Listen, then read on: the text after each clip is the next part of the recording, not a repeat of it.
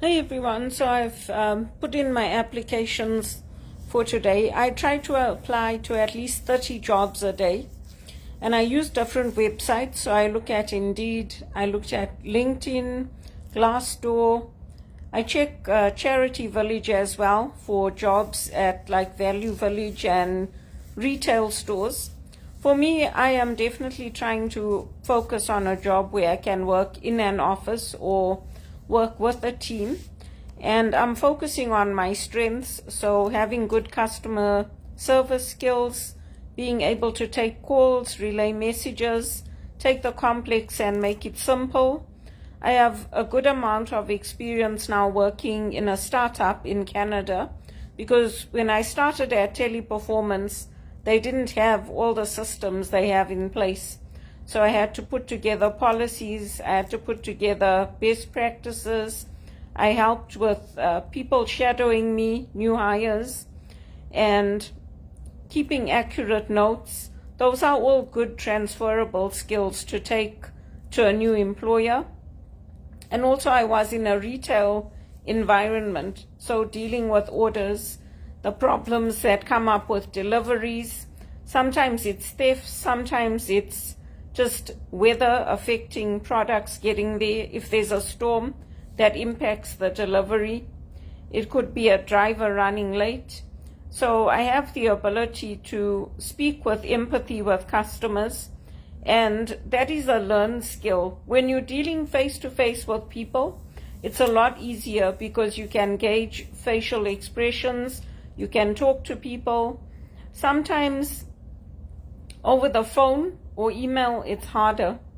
I'm also one of the best workers from Teleperformance, and it's unfortunate that they didn't have something to put me into. But I have good sales skills. I also worked on anti-money laundering there, because you have theft, you have pilfering that takes place when you're working in retail. And so when customers experience that, we report it, we escalate it. I also had the opportunity to work on health and safety initiatives, not only for the building, dealing with emergency preparedness and roll calls, but also dealing with it for our contractors. So drivers going out on the roads, meeting up with an accident or a delay in a delivery, particularly when it's for food services. We had to make sure that the client expecting those items was aware of it, and making sure that employees were aware of their shifts, ready for work. We used to text the drivers. So all of those things are good transferable skills for me to take either to a new role at Teleperformance or to a new employer. I am applying for retail jobs, so a lot of retail work is coming up now. Seasonal work will be coming up. Many companies are already advertising for that. Downtown Toronto, the Eaton Centre, all of our shopping malls, I'm targeting those areas. And also I'm looking at other customer service roles, executive assistant roles, because even in my work at Teleperformance, I had to set up meetings, I had to use different tools to get the job done, like Genesis, and coordinated small events for the team, like when we went out after our training to celebrate, we went to Mandarin to have a team lunch. And all of those skills are important. Motivating the team, organizing gifts for the team, those are all skills that I can take into an administrative assistant role or an office manager role. There's many areas that I could use them in. So when I'm job hunting, what I do is I don't just apply to anything and everything. I apply to jobs where I know I have the skills, and I'll also be able to grow in that area. Some of the companies look for people who are open to travel. So now that my health is better, I can travel a bit, maybe not every day like a consultant and doing long trips, but I can do some trips, which is good. My ears are a lot better now with the medication, and my high blood pressure is under control, so that also helps. And it makes a world of a difference if you're working with a supportive team. For me, I know that I'm a compassionate individual, and one of the ways I had to change in the call center work is because when you're talking to people from different backgrounds and cultures, the way they understand compassion may not be the way we understand it in Canada. So I had to use different words speaking to the Americans, use a different tone. I had to approach things differently because the American market is different to the market here. Like here for our jobs, you don't have to do a test for every single job you apply for. Once you're in a company, they'll take you in and they will move you into different areas if you're a permanent worker. But with the Americans, there's a test for every single job. And those tests sometimes are not designed for this market, for the Canadian market. Sometimes they don't even pass you because of your accent. So I have a very Zimbabwe accent. I have a British kind of accent, but it's a Zimbabwe accent. And you'll get people picking that up, saying, "Where are you from? You sound like you're from Britain." And I'll say, "No, I'm not. I'm from Zimbabwe." And they're like, "Oh, come on, you're not." So it really depends. It's a very different way of approaching things. And when you're talking to people over the phone, you don't know who you're talking to. So I had the opportunity to deal with a wide range of people. Sometimes I dealt with people who were very poor. Other times I dealt with diplomats. Other times I dealt with parents and grandparents of world-famous football players and American sports players. And I think, most of the people are nice. They're down to earth. But it really depends on the situation.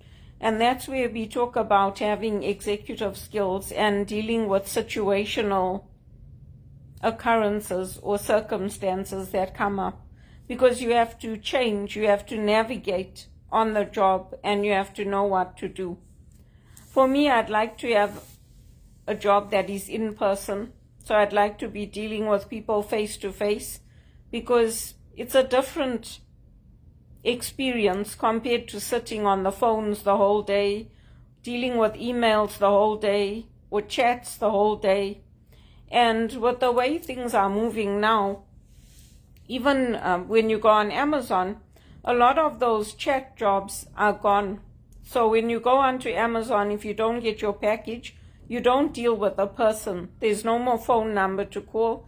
Everything's done through a chatbot, which gives us opportunity to move back into more in-person roles, move into roles where, people need to see us face to face. And for me, I'm really looking to get back into that office environment, to go into like a receptionist role or a concierge role or executive assistant, something where I can work with people face to face and I can deal with people. And again, I'll draw on my skills, problem solving, ability to multitask, time management, problem resolution.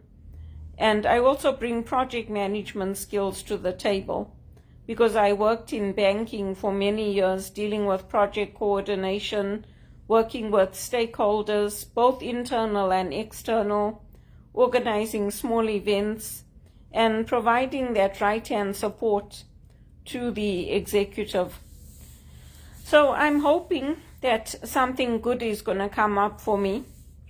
I go to church every day now, and then when I come home, I sit and I apply for my jobs.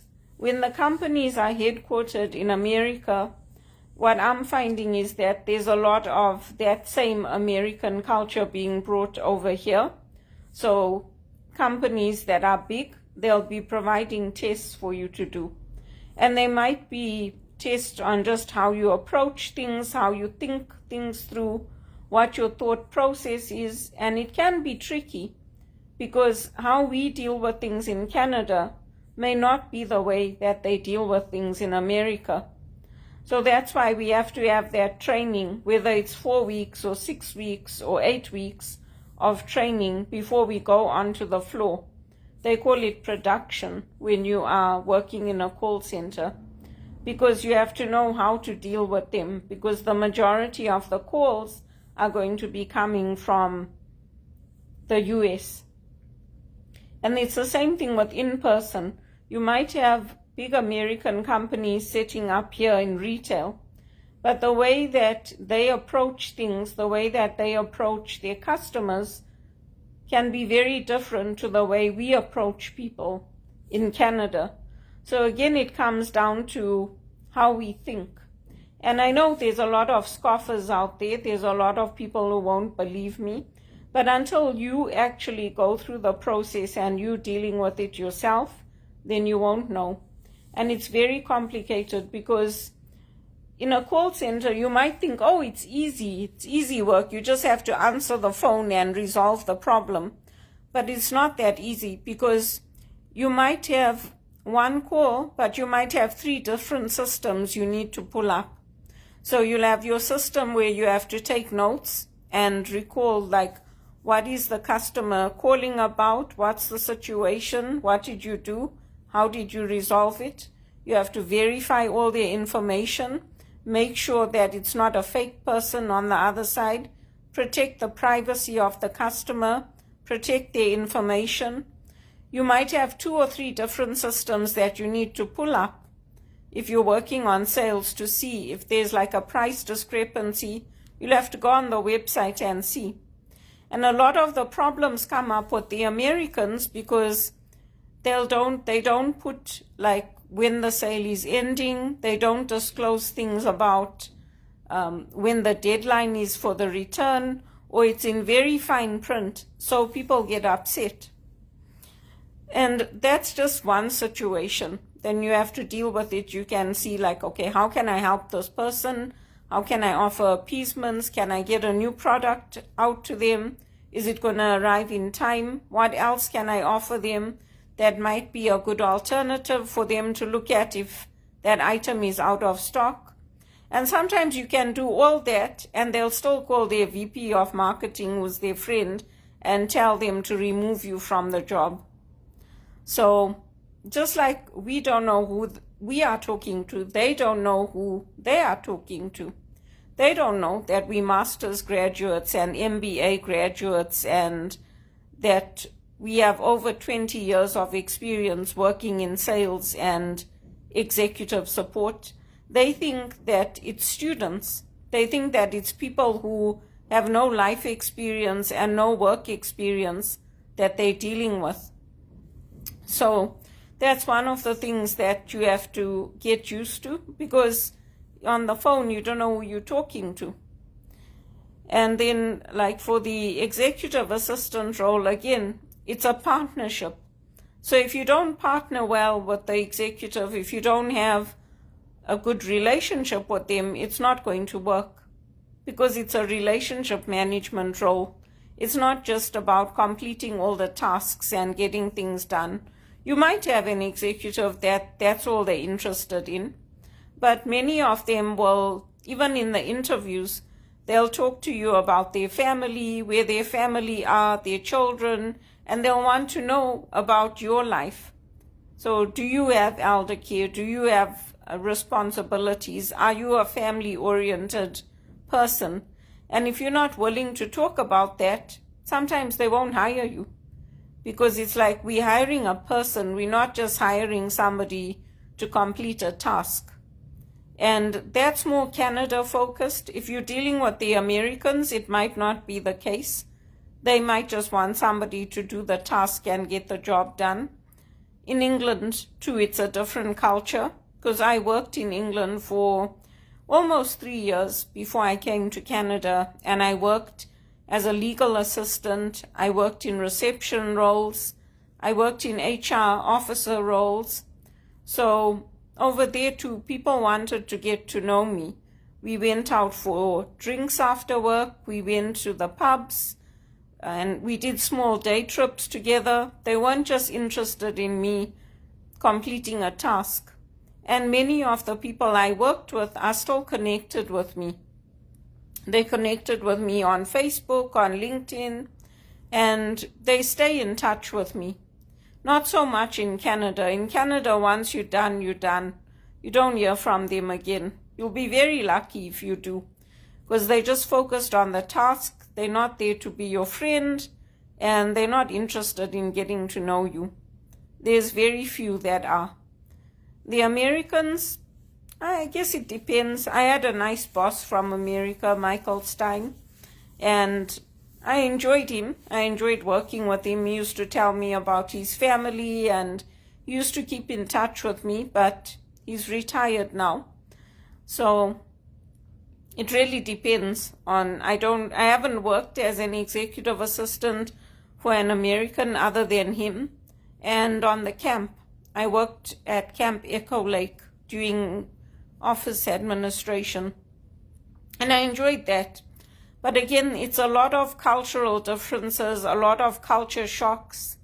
And even when I came from Zimbabwe, when I went to work on that camp, I didn't know that sometimes people don't take their husbands' names when they get married, or that their children, when they get a divorce, they don't take the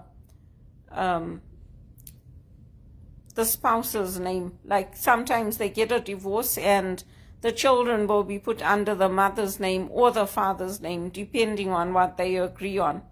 So for me, it used to cause some tension because I would call them Mrs. whoever or Mr. whoever, and then the women used to get upset and say, I'm not Mrs. whoever, my name is this.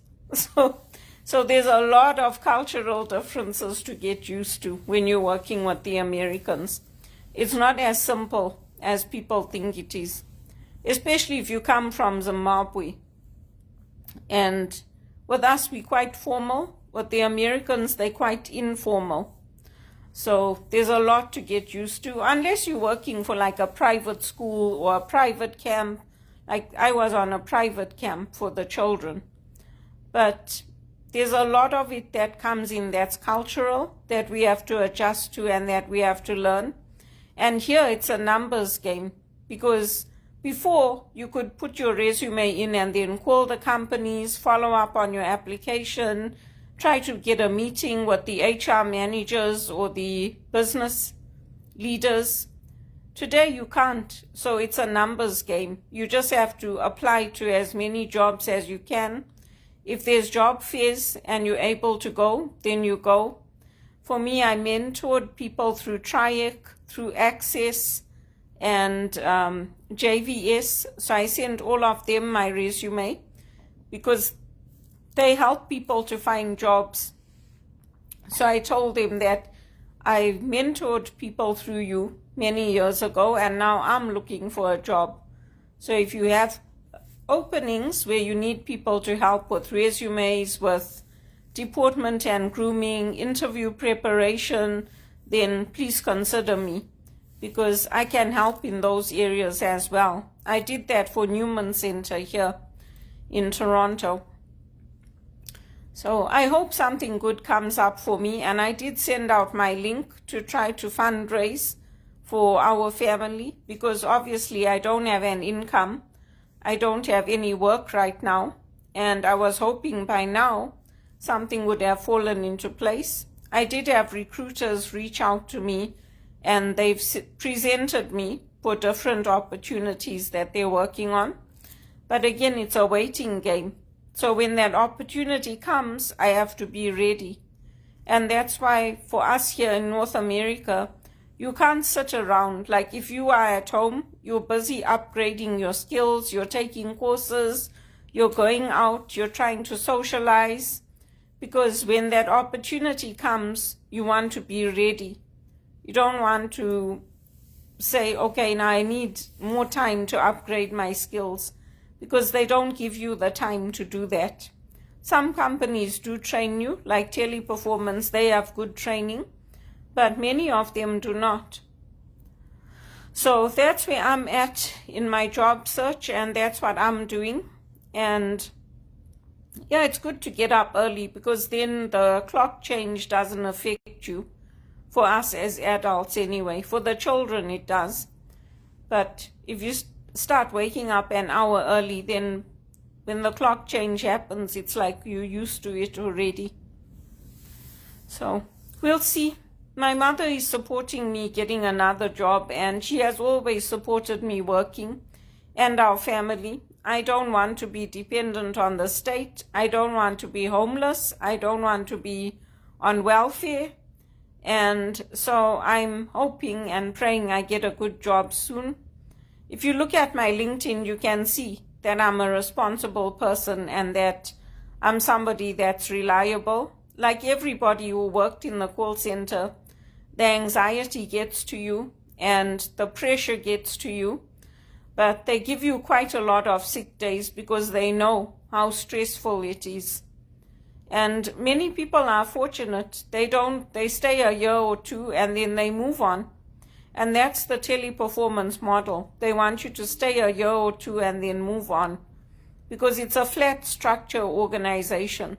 So there's not a lot of opportunity to move up in your career or to get breaks with your wages.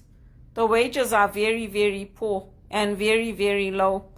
That's why I'm trying to find something that pays me better and to keep my personal goals as well. To buy a home, to buy a property, to buy a car. Because if my siblings can do it, why can't I? And I've worked just as hard as them. I've gone to university, I've graduated, and they were also fortunate. They worked hard, they got their education, they got their training in their fields. I got mine in mine. So I really hope and pray I get that executive assistant break. And I got about 5 rejections from JP Morgan this morning, the bank. But I'm waiting to see because they went to Zambia. They went to Zambia. So I want to see if roles open up in Zambia. Then I'll apply for the roles in Zambia. Why not? I'm open to relocating anywhere. I'm not a tree. I'm not stuck here. I can relocate and go work anywhere. I'm applying in Edmonton, in Calgary, in Vancouver. I'm applying all over.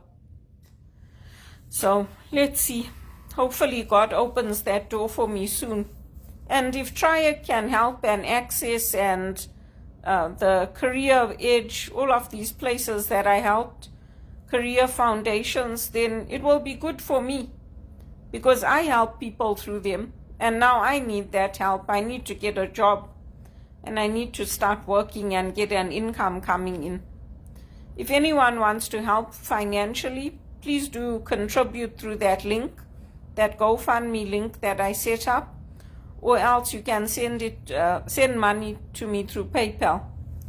You can use my email. I put my email on there also, and it's on my LinkedIn, it's on my Facebook. So I really hope I get something soon. Even if it's temporary, a contract, I will take it because it's been a long time now. I need to go back to work.